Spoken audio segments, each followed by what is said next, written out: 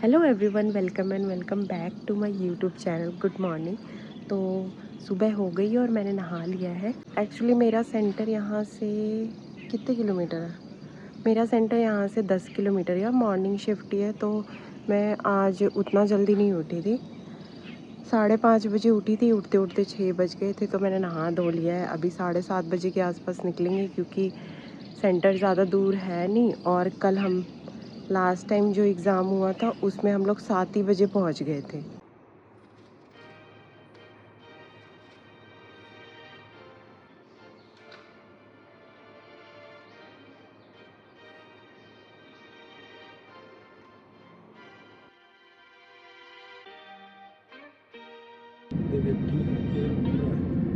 अभी सीधा चलो।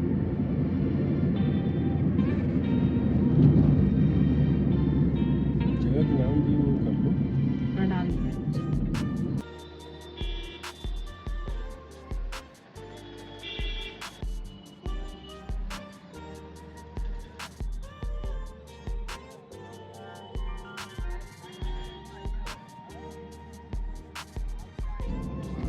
तो हम लोग पहुंच चुके हैं। 8 बजने में 5 मिनट है। काफ़ी टाइम है अभी तो।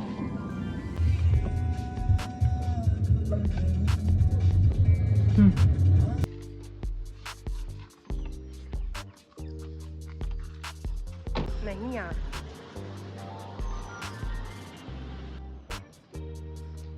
कैसी अजीब अजीब।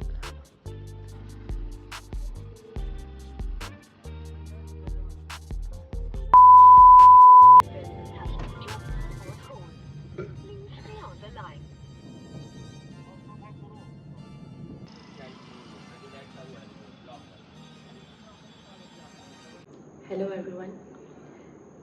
सो फाइनली मेरा एग्ज़ाम हो गया। सीजीएल का मैंने एग्ज़ाम दे दिया। और ये एग्ज़ाम तो मेरा इससे पहले वाले दिन था। ये उसके नेक्स्ट दिन मैं वीडियो शूट कर रही थी क्योंकि एग्ज़ाम हॉल में जो हुआ था ना, मैं बता नहीं सकती। वो लड़की, मैं बताती हूँ। मैंने सबसे पहले मतलब जब भी एग्ज़ाम स्टार्ट हुआ तो मैंने सबसे पहले रीजनिंग से ही स्टार्ट किया क्योंकि मैं जब मॉक लगाती हूँ तो फिर मैं रीजनिंग से ही स्टार्ट करती हूँ। तो मैंने सोचा था कि कॉन्फिडेंस है मुझे, मैं रीजनिंग से ही स्टार्ट करूँ। तो फिर उससे स्टार्ट किया। बहुत ज़्यादा ईजी था रीजनिंग का। मेरा तो कॉन्फिडेंस लेवल बहुत ज़्यादा बढ़ गया था क्योंकि मुझे सारे क्वेश्चंस आ रहे थे। अब हुआ ये कि जब मैं रीजनिंग के क्वेश्चंस लगाने लग और उसके जस्ट बगल में एक लड़की बैठी थी, वो इतना तेज़ तेज़ बोल बोल के क्वेश्चंस रीड कर रही थी ना, मैं बता नहीं सकती। मैंने कहा 1 घंटे 60 मिनट का टाइम होता है। अगर मैं बोलने लगी या फिर मैं इन्विजिलेटर जो होते हैं उनको अगर मैं बताने लग गई तो फिर मेरा 1-2 मिनट भी इतना ज़्यादा प्रीशियस होता है। अगर मैंने इन सब चीज़ों में टाइम वेस्ट किया तो वो चला ही जाएगा। तो फिर मैंने कहा छोड़ो, कोई बात नहीं, ध्यान नहीं देती। मुझे लगा वो लड़की, वो औरत, वो चूतिया औरत चुप हो जाएगी। ठीक है, एक क्वेश्चन बोल लिया, 2 क्वेश्चन बोल लिया, उसके बाद वो चुप हो जाएगी। सारे क्वेश्चन वो बोल बोल के रीड कर रही है। मेरा पेपर बहुत अच्छा खासा जा रहा था। मैंने रीजनिंग 18 मिनट में की। मैंने रीजनिंग और मैंने पूरा 18 मिनट उसको अवॉइड करने की पूरी फुल कोशिश की उस लड़की को कि कोई बात नहीं, जाने दो। अगर बोलती हूँ तो फिर मेरा ही टाइम वेस्ट होगा। जैसे मैं इंग्लिश पे पहुँची ना, इंग्लिश का पेपर वैसे भी थोड़ा सा टफ था। इस बार का जो एडिक्विटी आई है ना, उसके बाद से इंग्लिश हल्का सा टफ था और पैराग्राफ बहुत लंबा चौड़ा था। बहुत समझ ही नहीं आ रहा था। मैं अपने दिमाग में लड़ रही हूँ इस बात से कि नहीं, मुझे ना कंप्लेन करनी है उसकी, मैं अपना करूँगी, मुझे इग्नोर करना है। बट मैं इग्नोर तो मैं कर लूँ, बट उसकी आवाज़ ही मेरे कानों में ऐसे घुसी पड़ी थी। सहन करते करते फिर जब मेरी एक लिमिट हो गई कि नहीं, अब मुझे बोलना ही पड़ेगा। अगर मैं नहीं बोलूँगी तो इंग्लिश का तो वैसे ही मुझे समझ नहीं आ रहा। मैं बहुत ज़्यादा पैनिक हो रही थी ऑलरेडी। पहली बात तो इन्विजिलेटर जो थी, इतनी बड़ी गधी थी। उसको मैंने एक सेंटेंस बोला कि मैम, वो लड़की बोल बोल के पढ़ रही है, मुझे समझ नहीं आ रहा। उसको घुसा ही नहीं। पता नहीं हिंदी नहीं समझ में आती मैडम को, इंग्लिश कि कौन सी भाषा में उसको बोलूँगी तो उसको समझ में आएगा। मैंने सेंटेंस बोल दिया, मैडम को समझ ही नहीं आया। वो गई उस लड़के के पास जाके खड़ी हो गई, बस खड़ी हो गई, फिर घूमने लग गई। जब वो घूमने लग गई तो फिर वो बोलने लग पड़ी। मैंने दूसरी बार उसको फिर से बुलाया इन्विजिलेटर को, और मैंने उसको बोला कि ये लड़की बोल रही है, और वो बोलती हम नहीं बोल रहे हैं। हमने कब बोला?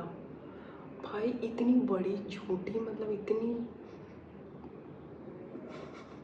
इतनी बड़ी झूठी गधी कहीं की। वो पता है, कुछ लोग होते हैं ना, खुद को आता है चाहे खुद को नहीं आता है, दूसरों का एग्ज़ाम उनको बिगाड़ना है।